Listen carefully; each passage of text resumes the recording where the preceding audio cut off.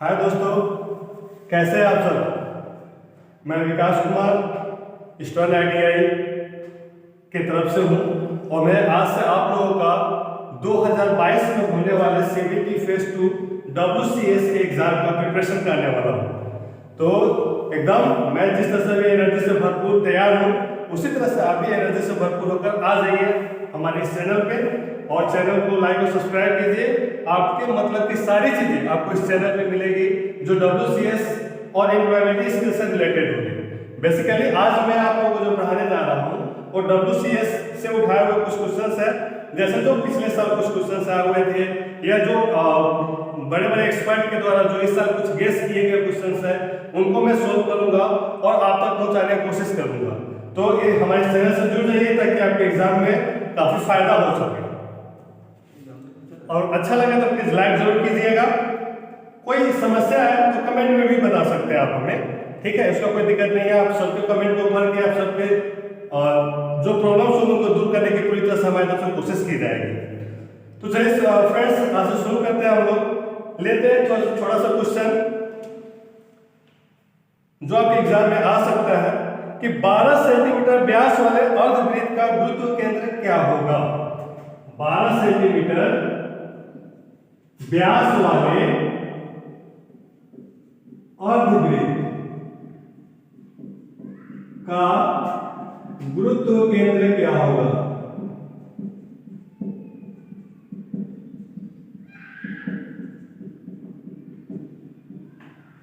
दोस्तों इस question second year में काफी ज्यादा आता है।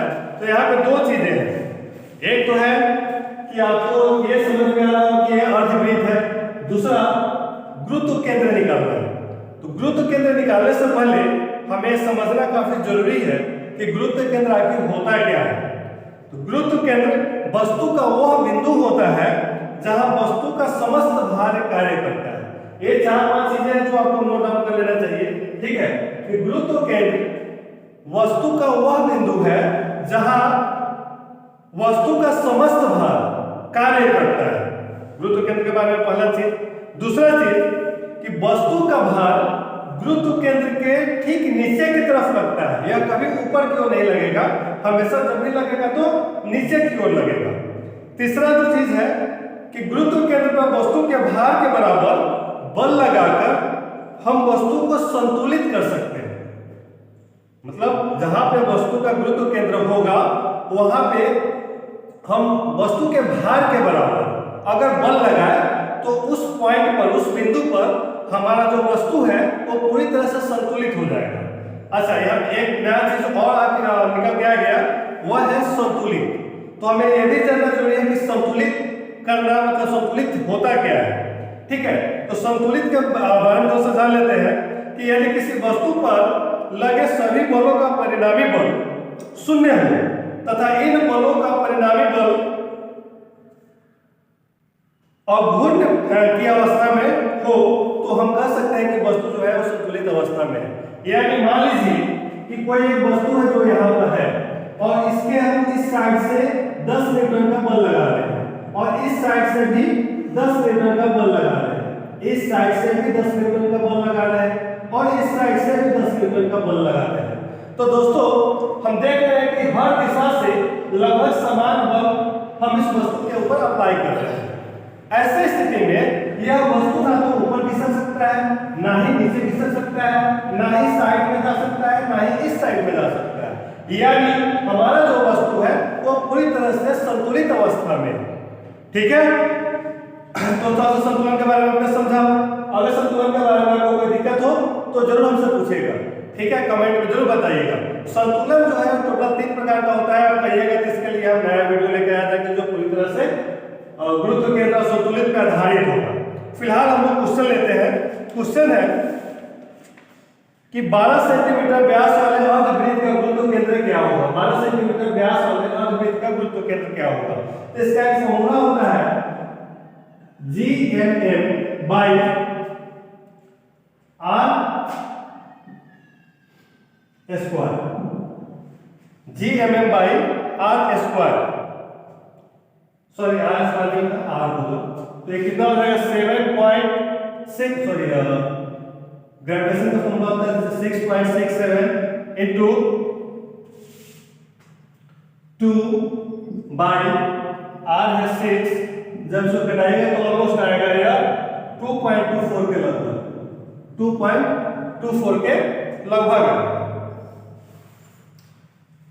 अगला क्वेश्चन लेते हैं, उस वृत्त का क्षेत्रफल के लिए एक वृत्त के क्षेत्रफल के लिए कौन सा सूत्र उपयुक्त होता है जिसका व्यास d है। अगर व्यास d है, एक मिनट थोड़ा सा क्वेश्चन लिख देते हैं, इसको आप नोट डाउन कर लीजिएगा वीडियो को रोक करके, ठीक है, हम मिटा देंगे। दूसरा क्वेश्चन ये कह रहा है कि एक वृत्त का क्षेत्रफल क्या होगा अगर उसका व्यास d है।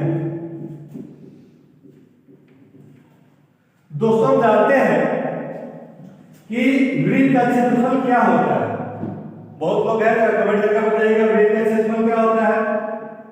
वृत्त का क्षेत्रफल यह बराबर होता है पाई r स्क्वायर। यह क्या होता है, पाई r स्क्वायर, जहां पे r का मतलब होता है त्रिज्या। अब देखिए हमारे इस क्वेश्चन में व्यास दिया हुआ है, त्रिज्या दिया हुआ है नहीं, तो हम यह भी जानते हैं कि 2r बराबर होता है d, यानी कि अगर त्रिज्या दुगुना हो जाए तो r कितने के बराबर होता है, व्यास के बराबर होता है। ऐसी स्थिति में अगर हमारे पास d दिया हुआ है तो त्रिज्या निकालना है, ठीक है, तो क्या हो जाएगा यार, 2r हो जाएगा। क्या हो जाएगा, 2r हो जाएगा, ठीक है। या अगर r के बदले में आपको d निकालना है तो व्यास के आधा हो जाएगा, व्यास के आधा हो जाएगा। फिर हम क्या कर सकते हैं, वृत्त के क्षेत्रफल में इसको डाल सकते हैं, तो कितना हो जाएगा, पाई d/2 का स्क्वायर, यानी कि पाई d²/4, ठीक है। तो वृत्त का क्षेत्रफल अगर डायमीटर में दिया हुआ है तो क्या फॉर्मूला होगा, पाई d²/4, ठीक है। अब थोड़ा सा अगला क्वेश्चन ले लेते हैं कि अर्धवृत्त की परिधि कितनी होती है। तीसरा क्वेश्चन है, इसको मैं मिटा देता हूं, आप लोग चाहिए तो वीडियो पॉज कर लीजिएगा और देख लीजिएगा।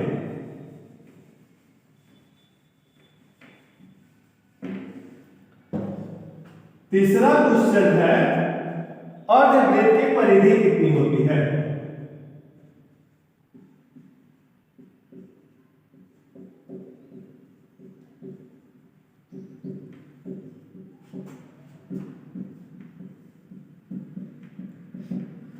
अर्धवृत्त की परिधि कितनी होती है, तो हम जानते हैं वृत्त का परिधि कितना होता है, वृत्त का परिधि यह बराबर होता है 2πr। तो जब हम वृत्त की बात करते हैं दोस्तों, तो यह हो गया हमारा वृत्त, वृत्त में एक रेडियस होगा, ठीक है, उस हिसाब से यह हो गया 2πr। अगर किसी भी चीज को हमें आधा कर देना पड़े, सिर्फ हमको आधा का ही निकालना है, आधा कर देना पड़े, उस स्थिति में वृत्त की परिधि क्या होगी, तो अगर देखिएगा तो यह हो जाएगा 2πr/2, लेकिन यहाँ ध्यान देने वाली बात यह है कि हमारे पास एक डायमीटर भी है प्लस d, ठीक है, तो ये कट गया, ये हो जाएगा πr+d, ठीक है, यह हो जाएगा अर्धवृत्त की परिधि।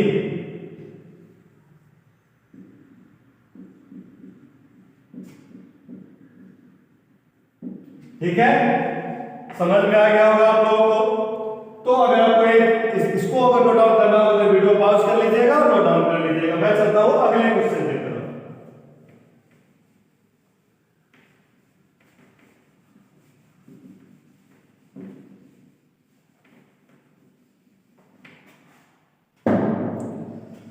अगला क्वेश्चन है कि वृत्त की सबसे बड़ी जीवा किसे कहते हैं। तो जान लीजिए जीवा किसे कहते हैं। मान के चलिए हमारे पास ये वृत्त है, ठीक है, ये सेंटर है, ये डायमीटर है, ठीक है, तो जीवा क्या होता है कि ऐसी रेखा जो वृत्त को दो अलग अलग हिस्से में बांटती है, दो अलग अलग हिस्से में बांटती है। वो हिस्सा एक बड़ा भी हो सकता है, एक छोटा भी हो सकता है, उस रेखा को हम जीवा कहते हैं। लेकिन यार उससे कह रहा है कि सबसे बड़ी जीवा क्या होगा। तो हम जानते हैं कि वृत्त के अंदर जो सबसे बड़ी रेखा होती है वो डायमीटर होती है, वो व्यास होता है। तो वृत्त का सबसे बड़ा जीवा क्या होगा, डायमीटर होगा।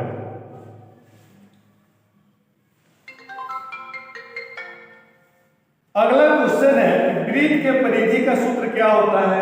तो यह हमने आपको किसी में बता दिया था, वृत्त की परिधि का सूत्र क्या होता है।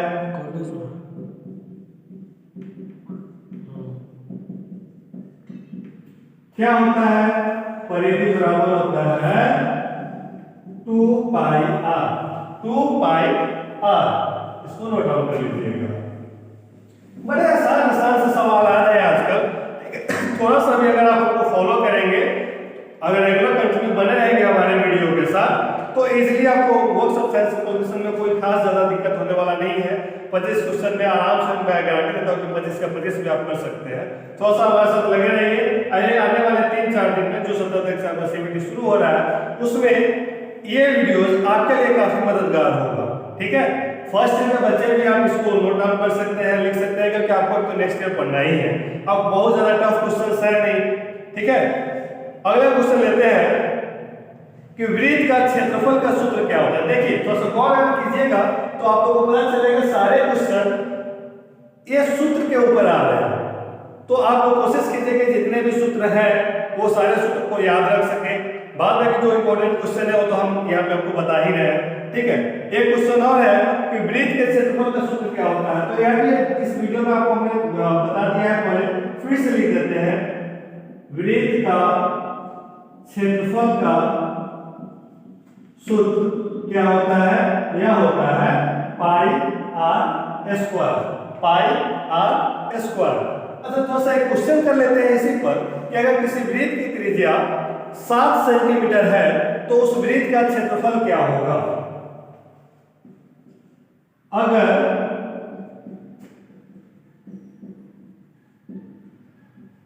किसी वृत्त का त्रिज्या 7 सेंटीमीटर है तो उस वृत्त का क्षेत्रफल क्या होगा।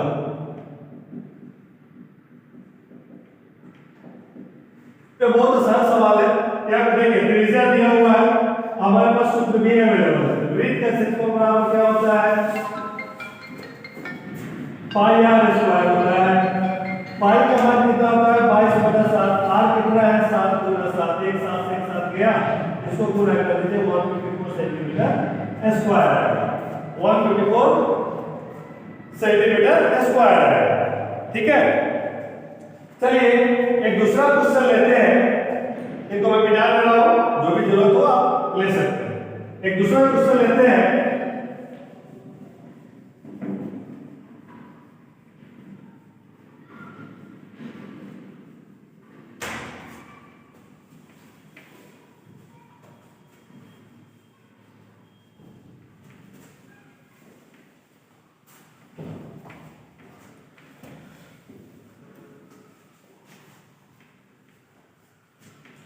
दूसरा क्वेश्चन ये है कि एक त्रिभुज दिया हुआ है, एक त्रिभुज दिया हुआ है, उसके अंदर एक सर्कल। अब हमें क्या करना है, हमें बताना है कि यह जो कलर किया हुआ क्षेत्र है इसका क्षेत्रफल कितना होगा। यह जो कलर किया हुआ क्षेत्र है इसका क्षेत्रफल कितना होगा अगर यह त्रिभुज समबाहु त्रिभुज है। क्या है, समबाहु त्रिभुज है। ठीक है, यह समबाहु त्रिभुज है जिसकी एक भुजा 6 सेंटीमीटर, जिसकी एक भुजा 6 सेंटीमीटर है। तथा वृत्त का जो त्रिज्या है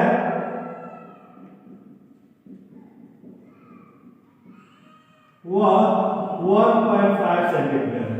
तो बड़ा आसान सा सवाल है, अगर हम इस त्रिभुज में से इस त्रिभुज का क्षेत्रफल निकाल करके अगर वृत्त का क्षेत्रफल को घटा ले तो हमारा इसलिए निकल जाएगा, जो बचा वो भाग रहेगा बस वही होगा। ठीक है, तो हम एक लाइन में यहां लिख सकते हैं शेष भाग का क्षेत्रफल, शेष भाग का क्षेत्रफल बराबर होगा त्रिभुज का क्षेत्रफल।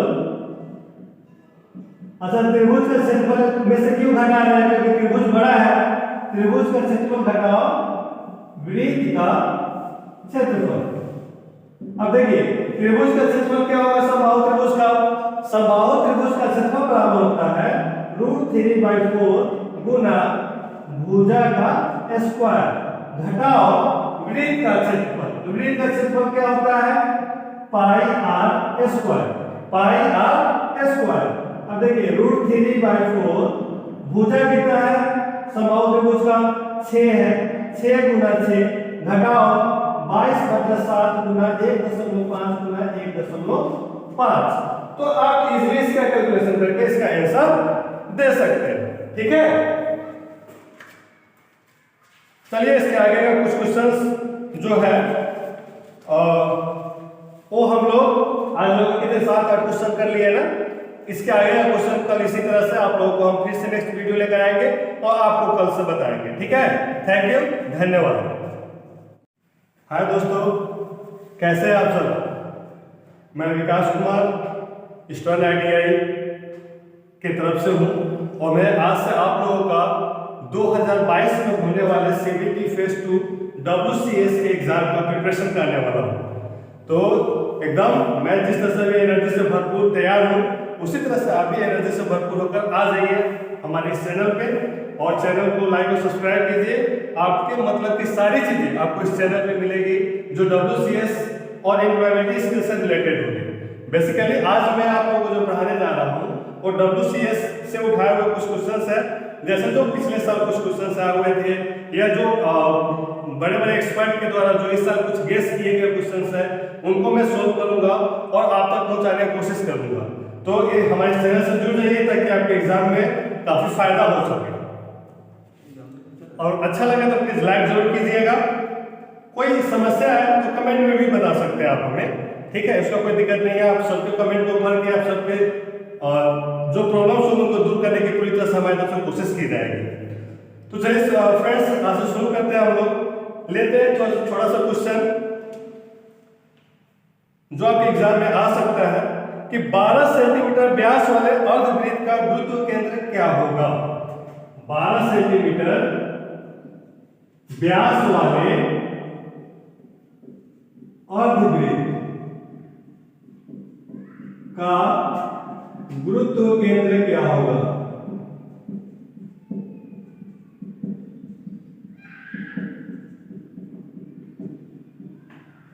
दोस्तों इस क्वेश्चन सेकेंड ईयर में काफी ज्यादा आता है। तो यहाँ पे दो चीजें हैं, एक तो है कि आपको ये समझ में आ रहा हो कि ये अर्धवृत्त है, दूसरा गुरुत्व केंद्र निकालना है। तो गुरुत्व केंद्र निकालने से पहले हमें समझना काफी जरूरी है कि गुरुत्व केंद्र आखिर होता क्या है। तो गुरुत्व केंद्र वस्तु का वह बिंदु होता है जहां वस्तु का समस्त भार कार्य करता है। ये 4-5 चीजें हैं जो आपको नोट डाउन कर लेना चाहिए। ठीक है, कि गुरुत्व केंद्र वस्तु का वह बिंदु है जहां वस्तु का समस्त भार कार्य करता है। गुरुत्व केंद्र के बारे में पहला चीज। दूसरा चीज कि वस्तु का भार गुरुत्व केंद्र के ठीक नीचे की तरफ लगता है, यह कभी ऊपर की ओर नहीं लगेगा, हमेशा जब भी लगेगा तो नीचे की ओर लगेगा। तीसरा जो चीज है कि गुरुत्व केंद्र पर वस्तु के भार के बराबर बल लगाकर हम वस्तु को संतुलित कर सकते हैं। मतलब जहां पे वस्तु का गुरुत्व केंद्र होगा वहां पे हम वस्तु के भार के बराबर अगर बल लगाए तो उस पॉइंट पर, उस बिंदु पर हमारा जो वस्तु है वो पूरी तरह से संतुलित हो जाएगा। अच्छा, यहाँ एक नया चीज और निकल के आ गया, वह है संतुलित। तो हमें यह भी जानना जरूरी है कि संतुलित करना मतलब संतुलित होता क्या है। ठीक है, तो संतुलित के बारे में दोस्तों जान लेते हैं कि यदि किसी वस्तु पर लगे सभी बलों का परिणामी बल शून्य हो तथा इन बलों का परिणामी बल अघूर्ण की अवस्था में हो तो हम कह सकते हैं कि वस्तु जो है वो संतुलित अवस्था में है। यानी मान लीजिए कि कोई एक वस्तु है जो यहाँ पर है और इसके हम इस साइड से 10 न्यूटन का बल लगा रहे हैं और इस साइड से भी 10 न्यूटन का बल लगा रहे हैं, इस साइड से भी 10 न्यूटन का बल लगा रहे हैं और इस साइड से भी 10 न्यूटन का बल लगा रहे हैं। तो दोस्तों हम देख रहे हैं कि हर दिशा से लगभग समान बल हम इस वस्तु के ऊपर अप्लाई कर रहे हैं। ऐसे स्थिति में यह वस्तु ना तो ऊपर खिसक सकता है, ना ही नीचे खिसक सकता है, ना ही साइड में जा सकता है, ना ही इस साइड में जा सकता है। यानी हमारा जो वस्तु है वो पूरी तरह से संतुलित अवस्था में, ठीक है। तो संतुलन के बारे में आपने समझा। अगर संतुलन के बारे में आपको कोई दिक्कत हो तो जरूर हमसे पूछिएगा, ठीक है, कमेंट में जरूर बताइएगा। संतुलन जो है टोटल 3 प्रकार का होता है। आप कहिएगा कि इसके लिए हम नया वीडियो लेके आया था कि जो पूरी तरह से गुरुत्व केंद्र संतुलित पे आधारित होगा। फिलहाल हम लोग क्वेश्चन लेते हैं। क्वेश्चन है कि 12 सेंटीमीटर व्यास वाले अर्धवृत्त का गुरुत्व केंद्र क्या होगा। 12 सेंटीमीटर व्यास वाले अर्धवृत्त का गुरुत्व केंद्र क्या होगा। तो इसका एक फॉर्मूला होता है Gmm by r square, Gmm by r square, sorry r square में r होगा। तो ये कितना हो जाएगा 7.6, सॉरी ग्रेविटेशन का फॉर्मूला होता है 6.67 इनटू 2 बाय r है 6, जब इसको घटाएंगे तो ऑलमोस्ट आएगा यार 2.24 के लगभग, 2.24 के लगभग। अगला क्वेश्चन लेते हैं। उस वृत्त का क्षेत्रफल के लिए एक वृत्त के क्षेत्रफल के लिए कौन सा सूत्र उपयुक्त होता है जिसका व्यास d है। अगर व्यास d है,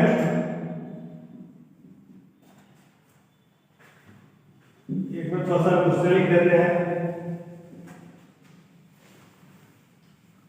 इसको आप नोट डाउन कर लीजिएगा वीडियो को रोक करके, ठीक है, हम मिटा देंगे। दूसरा क्वेश्चन ये कह रहा है कि एक वृत्त का क्षेत्रफल क्या होगा अगर उसका व्यास d है। दोस्तों हम जानते हैं कि वृत्त का क्षेत्रफल क्या होता है। बहुत लोग हैं जो कमेंट करके बताइएगा वृत्त का क्षेत्रफल क्या होता है। वृत्त का क्षेत्रफल यह बराबर होता है पाई r स्क्वायर। यह क्या होता है पाई r स्क्वायर, जहां पे r का मतलब होता है त्रिज्या। अब देखिए हमारे इस क्वेश्चन में व्यास दिया हुआ है, त्रिज्या दिया हुआ है नहीं, तो हम यह भी जानते हैं कि 2r बराबर होता है d, यानी कि अगर त्रिज्या दुगुना हो जाए तो r कितने के बराबर होता है, व्यास के बराबर होता है। ऐसी स्थिति में अगर हमारे पास d दिया हुआ है तो त्रिज्या निकालना है, ठीक है, तो क्या हो जाएगा यार 2r हो जाएगा। क्या हो जाएगा 2r हो जाएगा, ठीक है। या अगर r के बदले में आपको d निकालना है तो व्यास के आधा हो जाएगा, व्यास के आधा हो जाएगा। फिर हम क्या कर सकते हैं, वृत्त के क्षेत्रफल में इसको डाल सकते हैं, तो कितना हो जाएगा पाई d/2 का स्क्वायर, यानी कि पाई d²/4, ठीक है। तो वृत्त का क्षेत्रफल अगर डायमीटर में दिया हुआ है तो क्या फॉर्मूला होगा, पाई d²/4, ठीक है। अब थोड़ा सा अगला क्वेश्चन ले लेते हैं कि अर्धवृत्त की परिधि कितनी होती है। तीसरा क्वेश्चन है, इसको मैं मिटा देता हूं, आप लोग चाहिए तो वीडियो पॉज कर लीजिएगा और देख लीजिएगा।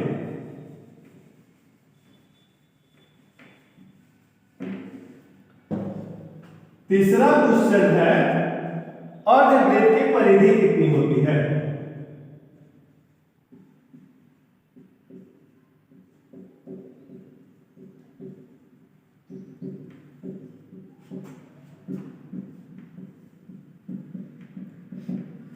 अर्धवृत्त की परिधि कितनी होती है? तो हम जानते हैं वृत्त का परिधि कितना होता है।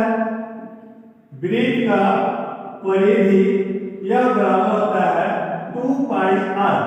2 पाई r। तो जब हम वृत्त की बात करते हैं दोस्तों, तो यह हो गया हमारा वृत्त। वृत्त में एक रेडियस होगा, ठीक है, उस हिसाब से यह हो गया 2 पाई r। अगर किसी भी चीज को हमें आधा कर देना पड़े, सिर्फ हमको आधा का ही निकालना है, आधा कर देना पड़े, उस स्थिति में वृत्त की परिधि क्या होगी? तो अगर देखिएगा तो यह हो जाएगा 2 पाई r बाई 2।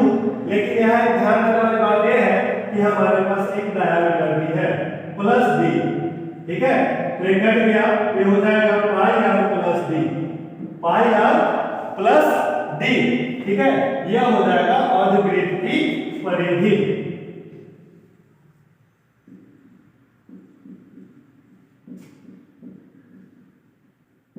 ठीक है, समझ में आ गया होगा आप लोगों को।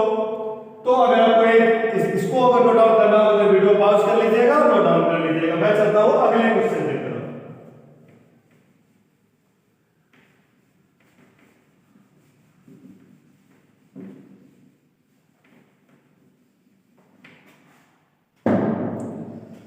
अगला क्वेश्चन है कि वृत्त की सबसे बड़ी जीवा किसे कहते हैं? तो जान लीजिए जीवा किसे कहते हैं। मान के चलिए हमारे पास एक वृत्त है, ठीक है, ये सेंटर है, ये डायमीटर है, ठीक है। तो जीवा क्या होता है कि ऐसी रेखा जो वृत्त को दो अलग अलग हिस्से में बांटती है, दो अलग अलग हिस्से में बांटती है। वो हिस्सा एक बड़ा भी हो सकता है, एक छोटा भी हो सकता है, उस रेखा को हम जीवा कहते हैं। लेकिन यह क्वेश्चन कह रहा है कि सबसे बड़ी जीवा क्या होगा? तो हम जानते हैं कि वृत्त के अंदर जो सबसे बड़ी रेखा होती है वो डायमीटर होती है, वो व्यास होता है। तो वृत्त का सबसे बड़ा जीवा क्या होगा? डायमीटर होगा।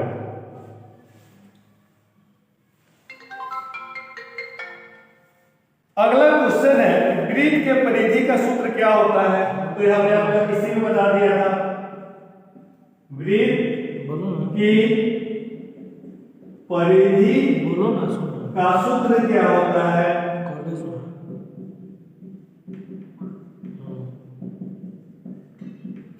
क्या होता है? परिधि बराबर होता है 2 पाई r। 2 पाई r, इसको नोट डाउन कर लीजिएगा। बड़े आसान आसान से सवाल आ रहे हैं आजकल। थोड़ा सा भी अगर आप उनको फॉलो करेंगे, अगर रेगुलर कंटिन्यू बने रहेंगे हमारे वीडियो के साथ, तो इजीली आपको वर्क्स ऑफ साइंस पोजीशन में कोई खास ज्यादा दिक्कत होने वाला नहीं है। 25 क्वेश्चन में आराम से मैं गारंटी देता हूं कि 25 का 25 भी आप कर सकते हैं। थोड़ा सा हमारे साथ लगे रहिए। आने वाले 3-4 दिन में जो 17 एग्जाम का सीबीटी शुरू हो रहा है, उसमें ये वीडियोस आपके लिए काफी मददगार होगा, ठीक है। फर्स्ट ईयर के बच्चे भी आप इसको नोट डाउन कर सकते हैं, लिख सकते हैं, क्योंकि आपको तो नेक्स्ट ईयर पढ़ना ही है। अब बहुत ज्यादा टफ क्वेश्चन है नहीं, ठीक है। अगला क्वेश्चन लेते हैं कि वृत्त का क्षेत्रफल का सूत्र क्या होता है। देखिए थोड़ा सा गौर अगर कीजिएगा तो आप लोगों को पता चलेगा सारे क्वेश्चन ये सूत्र के ऊपर आ रहे हैं। तो आप लोग कोशिश कीजिए कि जितने भी सूत्र हैं वो सारे सूत्र को याद रख सकें। बाद में जो इंपॉर्टेंट क्वेश्चन है वो तो हम यहाँ पे आपको बता ही रहे हैं, ठीक है। एक क्वेश्चन और है कि वृत्त के क्षेत्रफल का सूत्र क्या होता है। तो यह भी इस वीडियो में आपको हमने बता दिया है, पहले फिर से लिख देते हैं। वृत्त का क्षेत्रफल का सूत्र क्या होता है? यह होता है पाई r स्क्वायर, पाई r स्क्वायर। अच्छा थोड़ा सा एक क्वेश्चन कर लेते हैं इसी पर कि अगर किसी वृत्त की त्रिज्या 7 सेंटीमीटर है तो उस वृत्त का क्षेत्रफल क्या होगा? अगर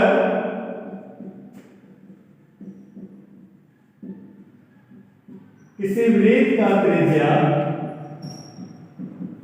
7 सेंटीमीटर है तो उस वृत्त का क्षेत्रफल क्या होगा?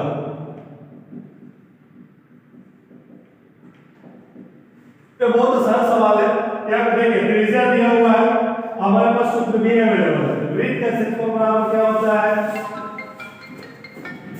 पाई r स्क्वायर होता है, पाई का मान कितना होता है 22/7। आर कितना है 7 × 7, एक साथ गया, इसको पूरा कर दीजिए 154 सेंटीमीटर स्क्वायर आएगा, 154 सेंटीमीटर स्क्वायर आएगा। ठीक है, चलिए एक दूसरा क्वेश्चन लेते हैं, इनको मैं मिटा दे रहा हूं, जो भी जरूरत हो आप ले सकते हैं। एक दूसरा क्वेश्चन लेते हैं,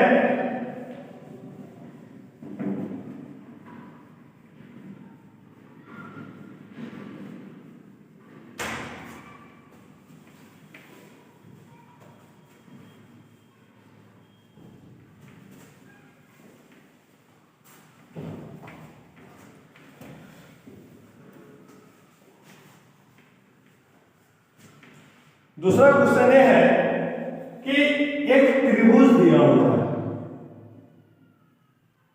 एक त्रिभुज दिया हुआ है, उसके अंदर एक सर्कल। अब हमें क्या करना है, हमें बताना है कि यह जो कलर किया हुआ क्षेत्र है इसका क्षेत्रफल कितना होगा। यह जो कलर किया हुआ क्षेत्र है इसका क्षेत्रफल कितना होगा अगर यह त्रिभुज समबाहु त्रिभुज है। क्या है? समबाहु त्रिभुज है। ठीक है, यह समबाहु त्रिभुज है जिसकी एक भुजा 6 सेंटीमीटर, जिसकी एक भुजा 6 सेंटीमीटर है तथा वृत्त का जो त्रिज्या है